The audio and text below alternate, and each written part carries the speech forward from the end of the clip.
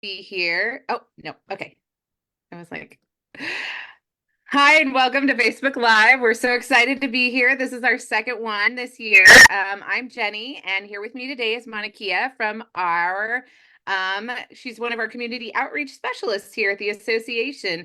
And she is here today to talk to us about Black History Month and working with the Black community here in the Bay Area. So once again, I'm Jenny. I'm here with the Alzheimer's Association and Monikia, our community outreach specialist. So Monikia, what does it mean to you to work for the Alzheimer's Association and how are you making an impact? Well, for me, it's especially important for me to be working here because I have so many family members that have been affected by Alzheimer's and dementia. My great grandmother had Alzheimer's, my grandmother had Alzheimer's, my aunt is suffering from Alzheimer's as we speak, and one of my other aunts has just been diagnosed with a form of dementia.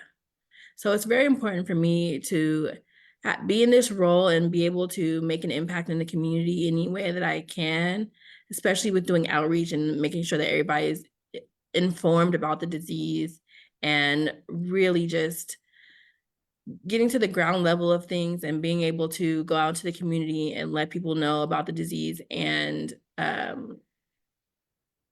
getting my face out there, so to speak, to be a representative for my community.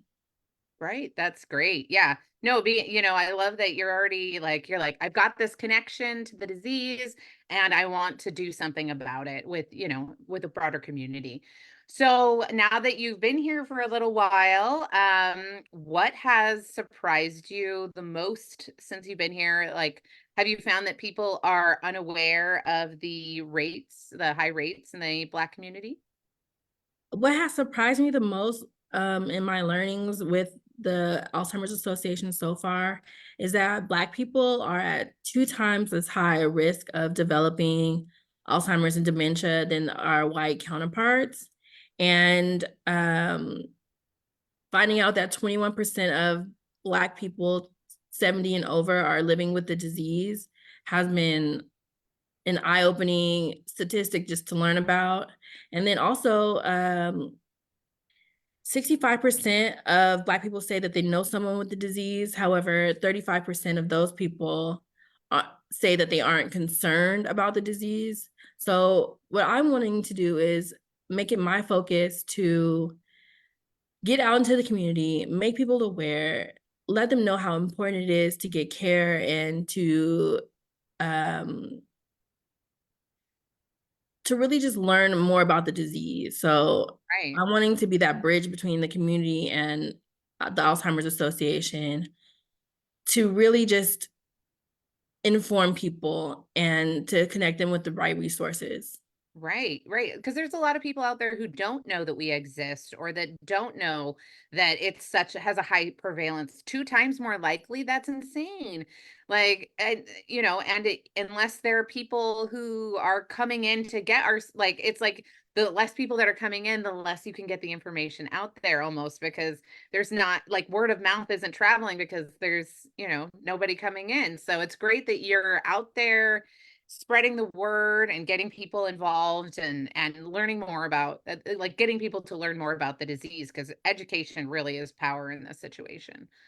um Yes. but like I said, education, right? So last September, I think it was, you had the 14th annual African American Forum. What were some of the key takeaways from that event? Some of the key takeaways that I personally got from the event was centered around caregivers. So making sure that caregivers are taking the time out to take care of themselves mentally, physically, and emotionally in the journey of caregiving for someone with the disease. And then I also learned some ways in which to kind of help shape or navigate the trajectory of getting the disease. So I learned about diet and exercise and sleep and all these ways that you can possibly prevent your likelihood of getting the disease. So I think it's very important that we continue to have these forums to talk about different topics and to connect with the community as well. Right. Right. We just released, or the Alzheimer's Association just released those 10 healthy habits. So, and that kind of pairs with what you were just saying, and not specifically for the Black community, but for all people who are trying to, reduce their risk, right? You've got, I mean, what you just said, like eat better, get more sleep, exercise. Basically, what's good for your heart is good for your brain, right? So, Right. yeah, so those are great things to, have at education conferences because people don't necessarily think about that kind of a thing, right? So, oh, go ahead. Were you going to say something? Oh yeah, just learning about all the ways that you can possibly deter yourself from getting the disease. I thought that was like so monumental, and just being able to learn about all of the ways in which that as a caregiver you can take care of yourself. I thought that was Oh, right. Yeah, amazing. because caregiver health is important too. Like, I can't remember the statistic. I haven't seen it in a while, but I recently read, well, I said a while, but there is a statistic in our facts and figures report that states that something along the lines that caregivers who are especially ones who are married and their partner has the disease, that those caregivers are more likely to have stress, anxiety, and they're more likely to die before their loved one who has the Mm. disease. And can you just like that's why caregiver health is so important, is because if you're not taking care of yourself, you can't take care of your loved ones. So it's great that we're getting that kind of information out to everyone. Now I know you have a webinar coming up tomorrow with Dr. Winden from UCSF. Is it too late to register for that? And what can people expect? No, it's not too late to register. Tomorrow at 6 p.m., we will be having a discussion with Dr. Winden about risk factors and clinical trials for Black History Month. And what people can expect is a good conversation with lots of information about ways in which that you can prevent these risk factors from happening in your life and the lives of your loved ones. And we want to talk about the stigma of clinical trials and how the Black community has been affected by clinical trials in the past and what to look forward to for the future as well. Right, because it would be clinical trials is how we find cures, right? So, Yes. but right. So, and if we don't have anyone from a specific community, like the Black community or like the Latino community, how can we find a cure? Wouldn't it be terrible to have a cure only for one race of people? Like that would be awful. So, I mean, it would be great for that one race, right? But not like, so that's why it's important. And I know that the Black community does have a hard time being okay with clinical trials. So I think it's great that you guys are going to talk about that tomorrow. That's great. And oh, how did I miss it, or did you say it? How do I register for that? Oh, you can register online at tinyurl.com/ALZCSC. And if you can't find it online, you can visit our website at alz.org, or you can call our helpline at 800, excuse me, 272. 800-272-3900. Yeah, that's great. And I think Terry, or our person behind the scenes here, is putting it in a link in the chat as well. So that's great. So is there other ways that people can get involved if they wanted to volunteer or something like that? Yes, you can visit our volunteer hub online at alz.org/volunteer to get more involved. We need so much help to get the word out and to get to outreach in the community.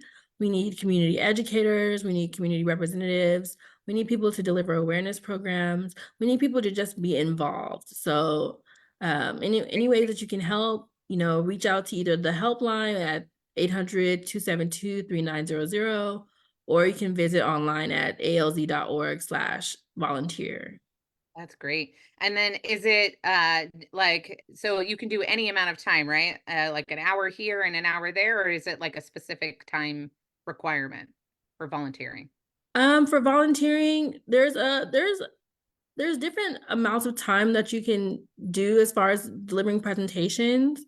Um, You can do a 15-minute awareness presentation. You can do an hour-long community education class. It really depends on how you want to be involved. Great. Okay, great. So yeah, so I guess I think that's it for us today. So if you want to get involved and be a volunteer, alz.org/volunteer.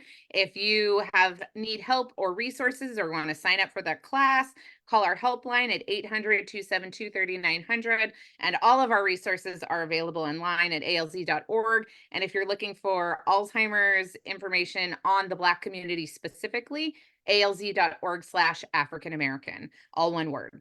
Well, thank you so much, Monikia, for being here. I really appreciate the time that you took. And thank you everyone else who is watching. We hope that you will join us again for our next one, and have a great rest of your day. Thank you so much, Jenny.